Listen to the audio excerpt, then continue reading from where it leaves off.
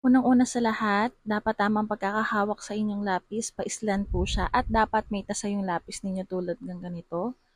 Then first, pagkatapos ng sketch, identify niyo yung highlights at kung saan ba yung shadow. So magre-refer kayo dun sa picture na paggagayahan. Then start shading. So pag nag-shade po tayo, makikita ninyo sinusundan ko yung korte ng object.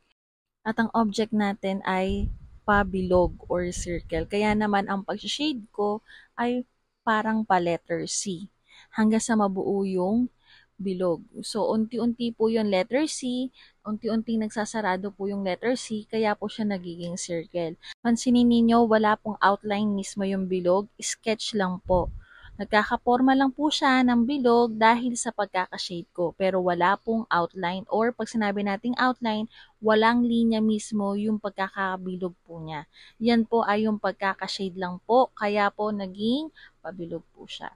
At ang shadow po, tandaan po natin, right angle po, 90 degrees. At ang shadow po ay po oblong, hindi po triangle, hindi po rectangle. Pansinin po ninyo, sa video na to, ginagawa ko na yung mismong background do sa bilog.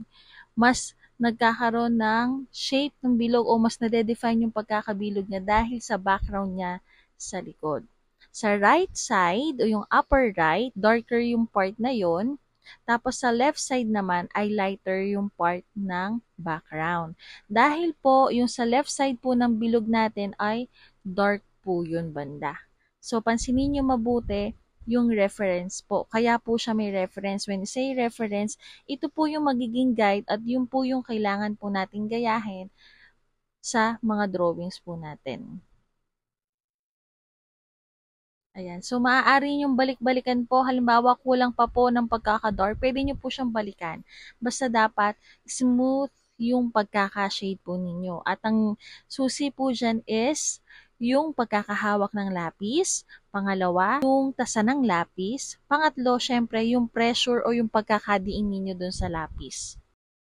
Ngayon, ipapakita ko naman kung paano nga ba yung tamang pag-shade. So, tatandaan po ninyo, ang pagkakahawak sa lapis po ay paislan, hindi po parang pag nagsusulat po kayo. No, paislan po dapat. At kung mapapansin nyo, dapat smooth or maayos po ang pagkaka-gradient from dark to light dun sa pagkaka-shade po. So, tignan nyo po, yung check, smooth from dark to light. Yung may mga X, hindi po smooth, may dark, may light bigla. So, dapat hindi po ganon. Next naman ay yung paraan kung paano nyo siya shadean yung mismong bilog. Tandaan po ninyo kung ano po yung shape ng object, ganun po ang susundan nyo pong shape din ng pagkaka-shade ninyo. Hindi pwedeng biglang may patayo, may pahiga, random direction ng pag-shade, mali po yun. Dapat pa letter C. Tapos unti-unti pong nagsasara ang bilog. Good luck, students!